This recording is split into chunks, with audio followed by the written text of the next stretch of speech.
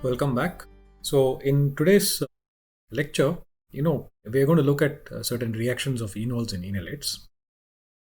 In the past couple of lectures, we have, really looked at in detail about how you can generate these enols and how you can generate these enolates, and also the stability of enols and enolates, and so on and so forth. Okay. So, I hope all of you have a very strong foundation in this chemistry, because if you understand the chemistry related to these enols and enolates, then the rest of the semester becomes fairly straightforward, because the at least 70% of what is remaining focuses on various reactions of enols and enolates and combinations thereof. So what we'll do today, or in this lecture, is we'll look at some basics of reactions of enols and enolates. I think we're all familiar with the alkylation reaction of enols and enolates, so I'm not going to spend a whole lot of time on that. But we will spend some time on the reaction known as the Aldol reaction.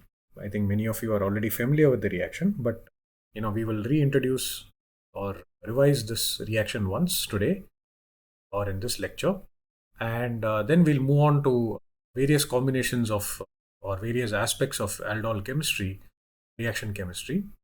And so before we go into aldol, let's just start with a simple reaction of both enols and enolates, which is basically halogenation reaction. So let's say we take a ketone and react it with bromine in the presence of maybe in acetic acid. Okay, so here acetic acid is actually used as a solvent, and many of you know that acetic acid is an excellent acid, but that's essentially in aqueous media. As a solvent, acetic acid is best weak acid, and so it can produce a proton, but it's not as efficient as it would be in water. So I think again, this is a reaction that probably you are already familiar with, but let me just recap this. So the product of bromination in the presence of acetic acid is basically this alpha bromo ketone, and the way we would propose a mechanism is through the formation of an enol. So what happens is basically you have a acetic acid. This carbonyl can pick up a proton from here and kick out acetate, and in the process it can form an enol. Okay, so this is something that we are quite familiar with. So you will have basically O and H, and this is a double bond over here and over here, right? The methyl remains intact, right? So now, being an enol, you can propose that this enol can react with Br, okay? And this is going to give you C double bond O, CH3 remains intact, and then you have a new bond between this carbon and this bromine, and so that is shown here. Okay, and Br minus would be the byproduct, and keep in mind that this is still protonated. So if it loses a proton, it's going to give you this product. Okay, now this reaction can be compared with the reaction of an olefin, which we have already looked at in some detail. And so if you have this olefin plus bromine, this attacks over here, and then you have a loss of Br minus, and you already know that there's good evidence that it produces a cyclic bromonium ion, right? And so this is fine. So then opening up of this by the bromide that ensues goes over here, and you kick this out, and the product that you form would be the dibromide, right? So this is something that you guys are already quite well versed with. Now, if you compare the enol bromination versus the, so let's say we take this enol versus this, I think if you see the arrow pushing process, it is pretty comparable. Okay, so you have bromine over here, and let me just show you that this arrow is basically identical. There's no difference here. The only difference between the enol bromination and the olefin, one major difference is that it is pushed by the electron pair that comes from oxygen. Okay, so that is an important difference in this reaction. And so enols are particularly more reactive than olefins. Okay, now this bromination can also be done through bases. I think we already know that an enol and enolate can be produced using a catalytic amount of base. So you just add in a small amount of, let's say, sodium hydroxide. So sodium hydroxide can come and pick up this proton, and you would generate an enolate. Okay, so with a negative charge, and water is the byproduct over here, right? So now this enolate, you can imagine that it attacks PR, right? And it kicks out this bromide ion, and you get C double bond O, Br, CH3, and the byproduct here is basically bromide anion, right? So this is perfectly fine. I think it's quite reasonable to propose this. The only challenge in this whole process is that when we move from this enolizable carbonyl, the product that we are generating is actually very interesting, because this CH, this carbon over here, if you pick up another proton from here, for example, what you would generate is actually a more stabilized enolate, right?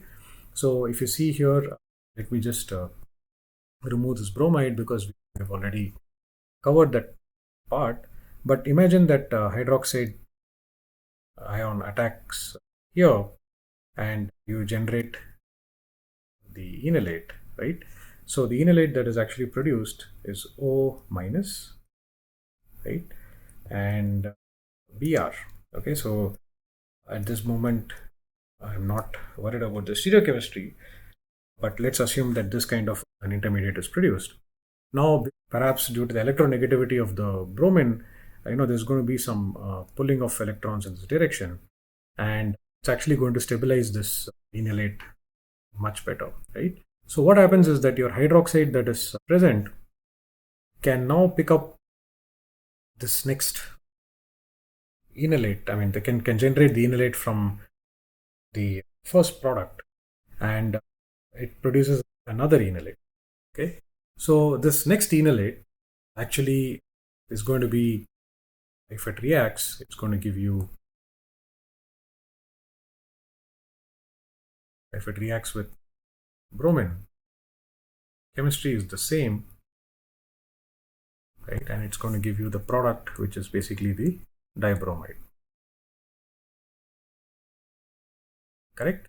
And subsequently, I'm not going to show the arrows over here, but you can very easily understand that you can form the CBr3 over here. Okay. Now the challenge over here is that what you're doing in this process is that you're doing two things. One is that if you have an enolizable hydrogen, then the acid-base reactions are, generally speaking, much faster than other reactions, other than maybe radical reactions, for example. But generally speaking, acid-base reactions are quite facile. Now, since you do have an enolizable hydrogen on this side, but what you also have is a very reactive carbonyl. Okay, so this carbonyl is quite reactive, and so you will have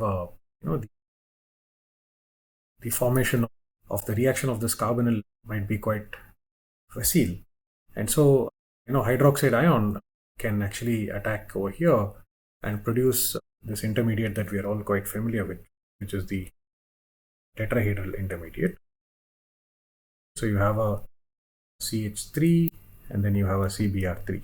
Okay, so the interesting aspect of this kind of intermediate is that this is like a typical tetrahedral intermediate that we get during nucleophilic addition to or substitution to carbonyl compounds. So the first step of the nucleophilic substitution reaction is an addition reaction, followed by which forms a tetrahedral intermediate, and then the collapse of the tetrahedral intermediate gives you the product. So now if you think about this chemistry over here, what can happen is that this moves in over here, right? And it has two choices, this intermediate.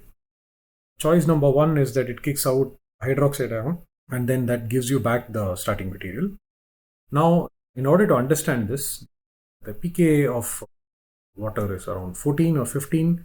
So that's not a very easy process, but it can happen.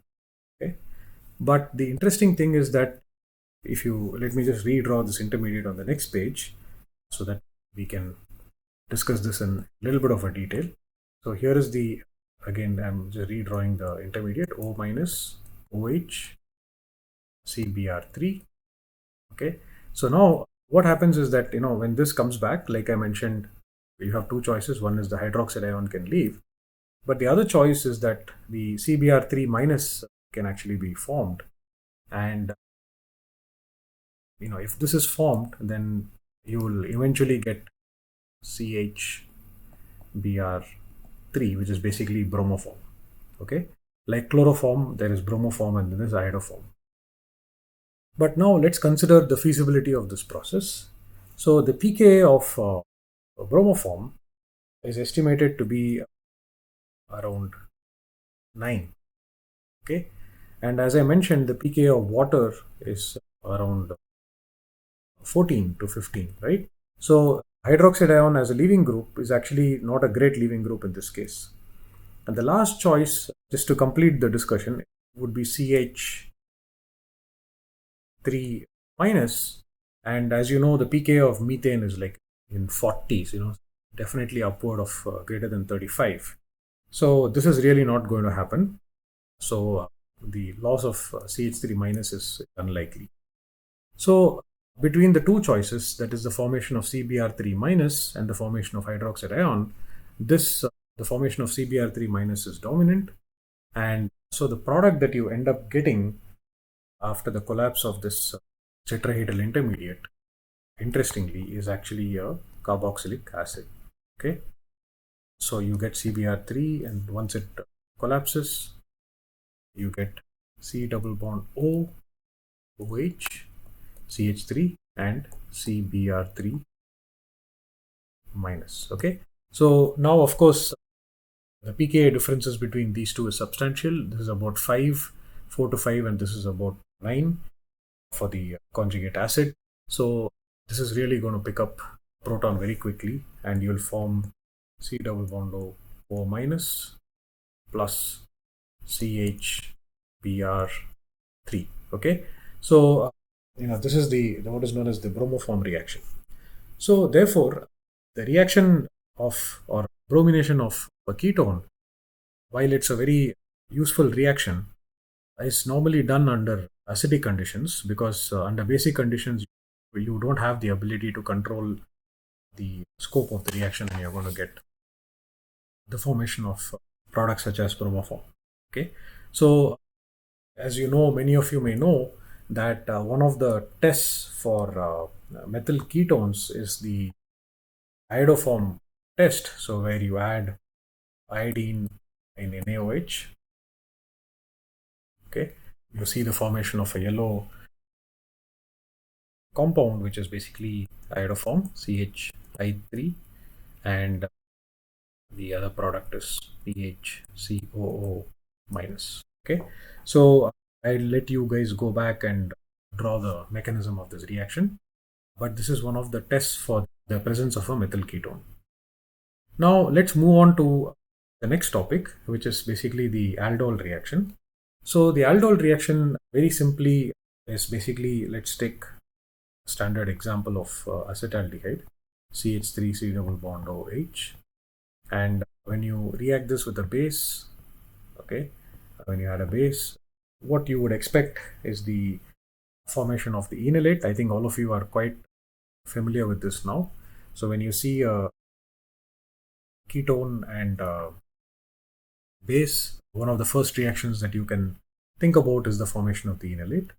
And now this enolate is very interesting because it really doesn't have anything to react with other than the compound that was used to generate the enolate, which is basically acetaldehyde. So once this is formed, it attacks here and it kicks this out. Okay. So now what I'm going to do is I'm going to sort of number these carbons so that it's easy for us to follow this. So let me start with this oxygen here. So let me say call this as 1, this is 2, this is 3, this is 4, and this is 5. Okay, so this is the numbering that I'm going to follow so that we understand what's going on. Okay, so now in this reaction, what has happened is that there is a bond between carbon 3 and carbon 4. So let's keep the rest of the structure the same. So you have a C double bond O, and there's a hydrogen.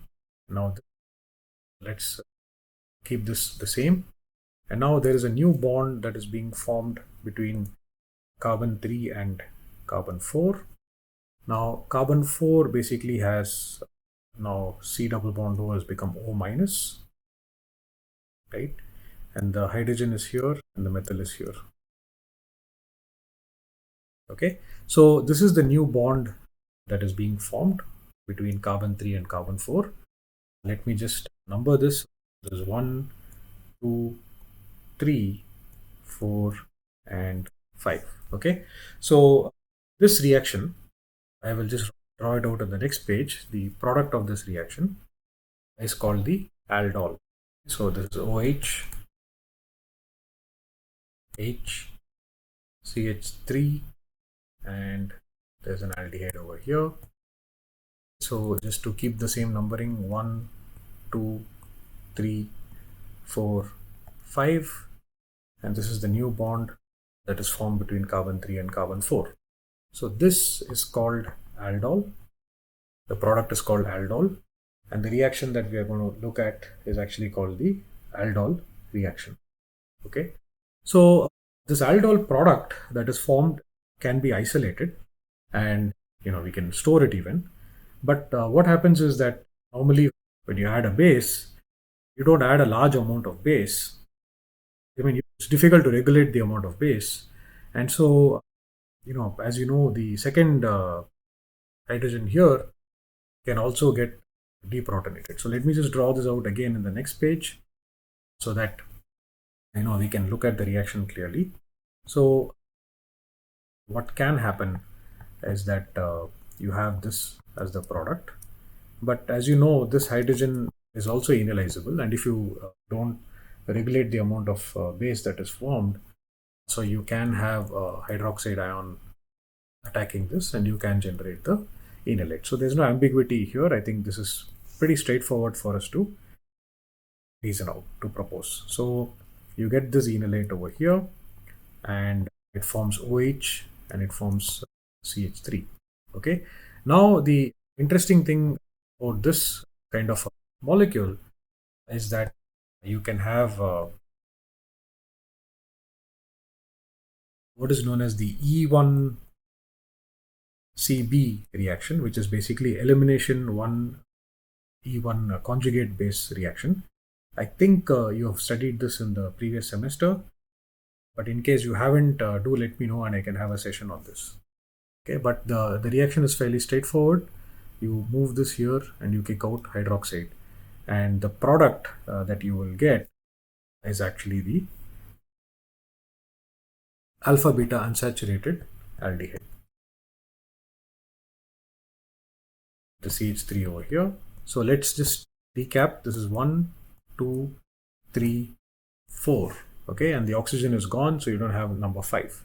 But the new bond that is being formed here is this bond between carbon 3 and carbon 4. So this is very useful for us to know because in terms of understanding synthesis, if you ever want to make this carbon-carbon bond, then you could do it through aldol reaction. Now, to continue with this aldol reaction, we'll just look quickly at acid catalyzed reaction.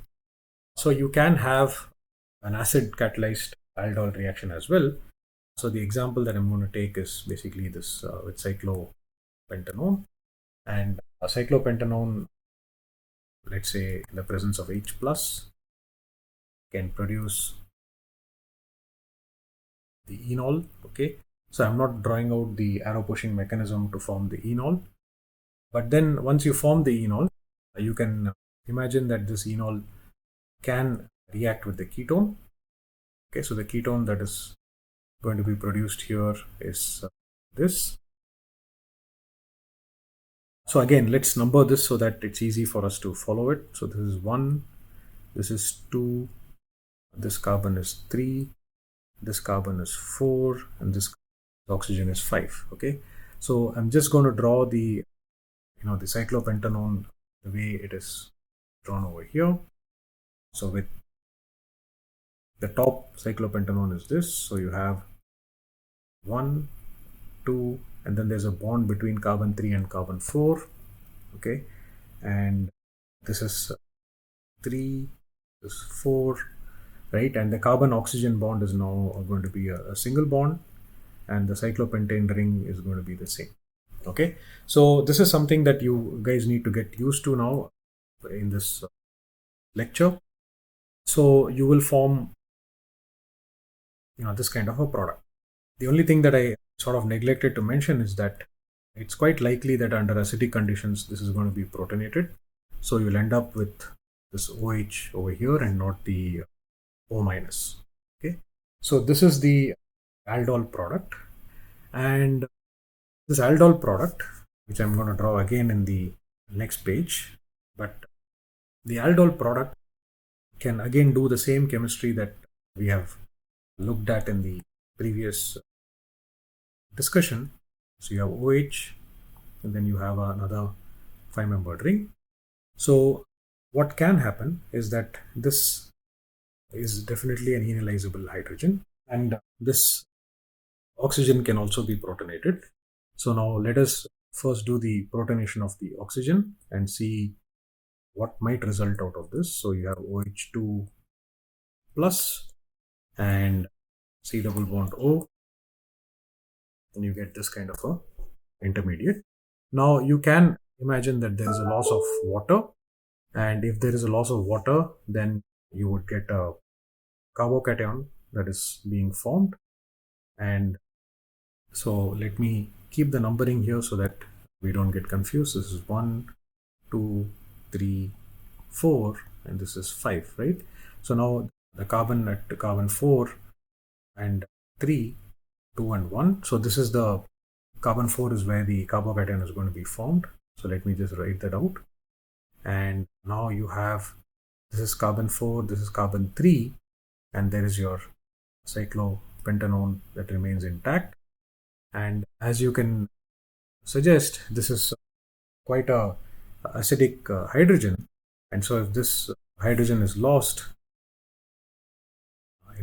then you can produce the product, which would be a double bond. Okay, so with that, we'll close this lecture and we will continue shortly.